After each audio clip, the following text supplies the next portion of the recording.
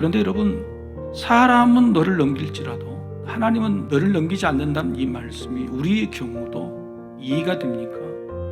저자의 말은 뭐냐면, 그래도 하나님이 넘기지 않았으니 그게 감사한 일 아니냐라고 말합니다. 하지만 솔직하게 다윗의 입장이 우리 입장이 된다면 여러분, 이게 감사할 수 있는 일입니까? 선하게 살고 기도의 응답 순종, 어렵게 순종했는데도 불구하고 돌아온 것은 실패요 배신이었다.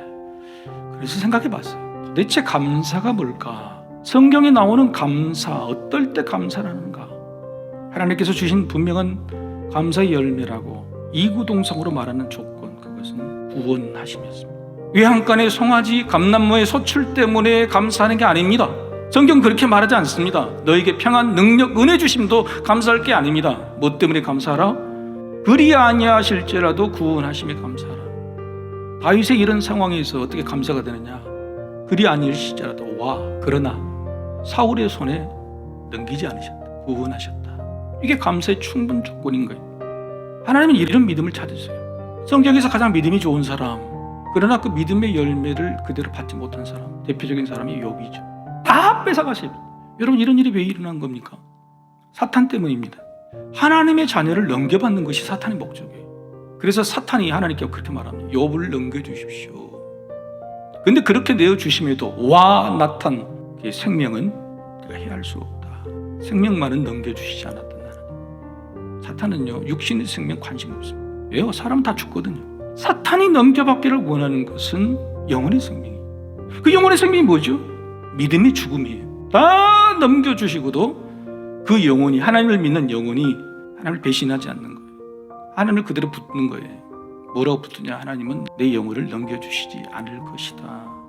이런 하나님의 넘겨주시지 않음, 손에 붙잡고 계심, 이게 우리의 승리가 됩니다. 다 가져가셔도 아깝지 않습니다. 무엇보다 구원이라는 영혼의 생명을 주셨으니 다른 것은 필요 없습니다.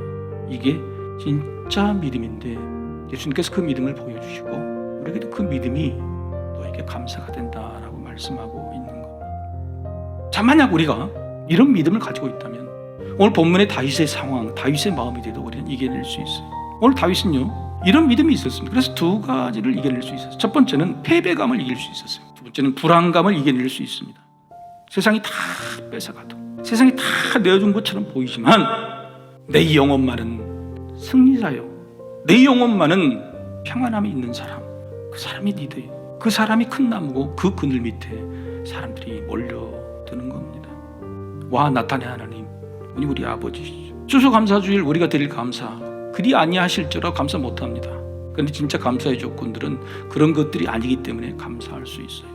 여러분, 진정 우리가 추수감사에 드린 기도, 정말 감사는 뭐냐면 구원하심에 대한 감사예요. 죽어도 다시 살게 해주심에 대한 감사예요. 죽음을 뛰어넘게 하신, 이기게 하신 현실의 내 믿음에 대해서 감사해요. 죽어도 좋으니 하나님이 원하시는 선한 일을 하다가 죽겠다는 그 믿음을 주심에, 소명을 주심에, 그게 감사인 거죠.